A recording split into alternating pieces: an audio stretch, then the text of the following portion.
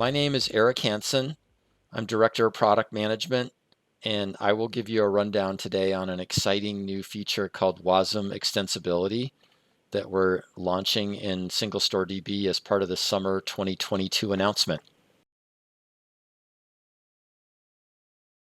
Wasm Extensibility is a new kind of extensibility that we've added to SingleStore that lets you create user-defined functions in your favorite programming language like C, C++, Rust, and in the future many others.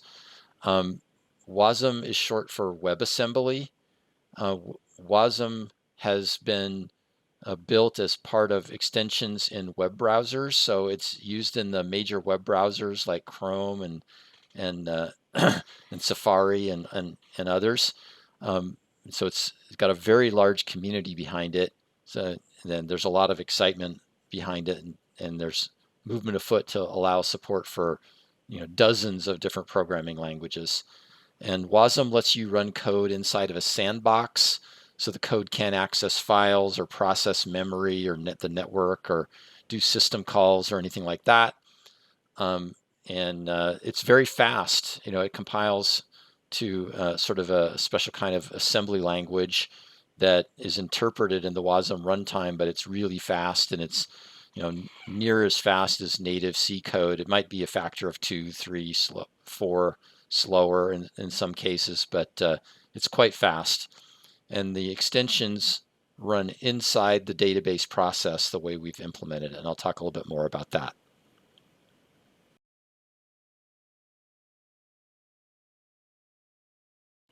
Wasm user-defined functions can be created with any source language like C, C++, Rust, and many others that are supported by Wasm.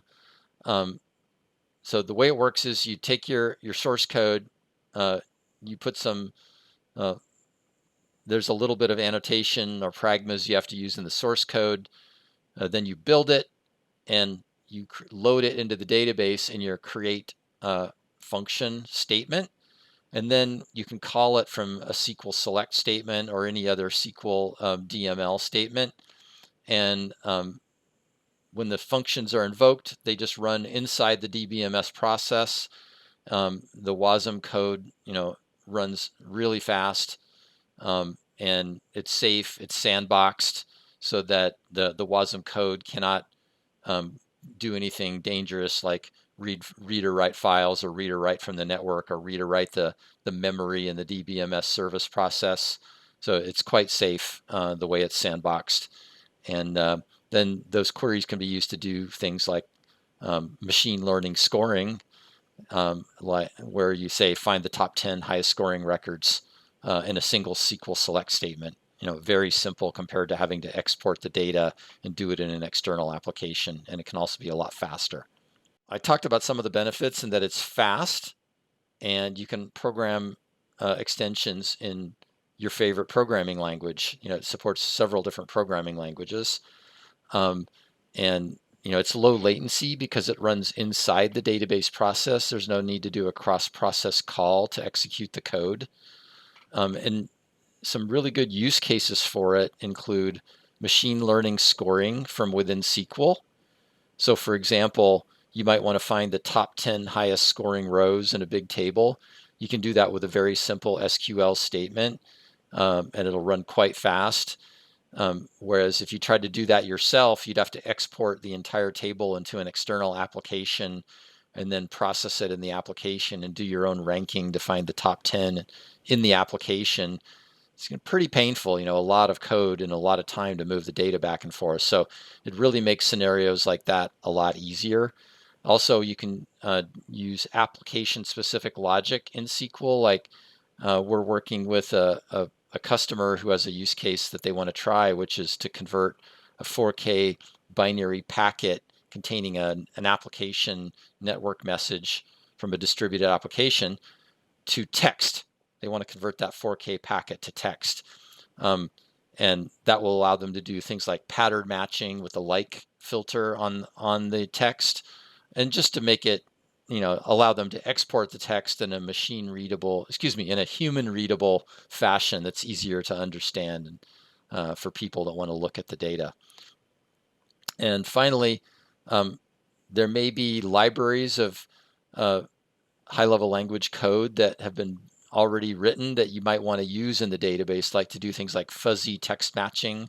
There are special algorithms for text matching, like double metaphone, for example, and implementing that is like 8 pages of tricky code.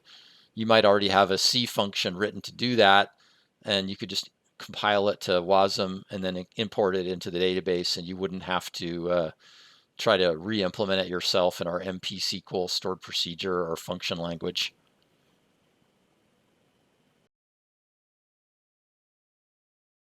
It's different from other database products, primarily because Wasm is pretty new.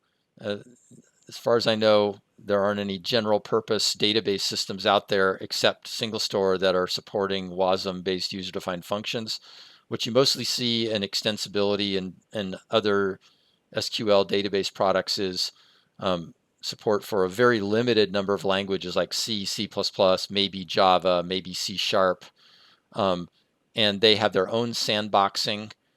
So the set of languages supported is more limited, and the sandboxing they create is special just to their database, and so it's probably not quite as rigorously tested as the sandboxing that went into the Wasm sandboxing, because as I said, Wasm is supported in all the major web browsers, and there's hundreds of developers behind it, and a very rigorous security testing that's gone into making the sandboxing quite safe.